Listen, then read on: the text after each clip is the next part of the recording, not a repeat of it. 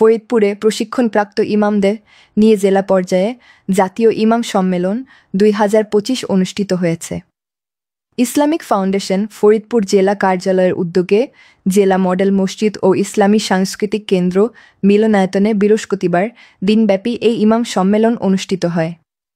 ফরিদপুর থেকে মাহবুব চিশতির তথ্যচিত্রে বিস্তারিত। Islamic foundation Faridpur জেলা কার্যালয়ের উপপরিচালক মোহাম্মদ ইয়াসিন মোল্লার সভাপতিত্বে ইমাম সম্মেলনে প্রধান অতিথি হিসেবে উপস্থিত ছিলেন ফরিদপুরের অতিরিক্ত জেলা প্রশাসক মোহাম্মদ সোহরাব হোসেন। বিশেষ অতিথি ছিলেন ফরিদপুরের প্রবীণ শিক্ষাবিদ ও সমাজ সেবক অধ্যাপক এম.এ. সামাদ ও কোতোয়ালি থানার ভারপ্রাপ্ত কর্মকর্তা মোহাম্মদ মাসুদুর রহমান। ইমাম সম্মেলনে 180 জন প্রশিক্ষণপ্রাপ্ত ইমাম অংশ নেয় এবং তাদের মধ্যে জাতীয় পর্যায়ে অংশ নেয়া 3 জনকে সনদপত্র বিতরণ করা হয়। পরে দোয়া ও মোনাজাত অনুষ্ঠিত হয়।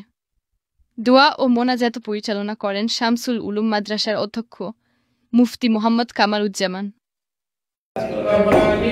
আজকে যারা আমাদের প্রশাসনিক কর্মকর্তা এখানে উপস্থিত হয়েছে, আমরা যেন সেভাবেই নিজেকে প্রস্তুত করে আল্লাহ পাকের সুন্নাত সহিহ বুঝ এবং সহিহ আমলের তৌফিক দান করুন।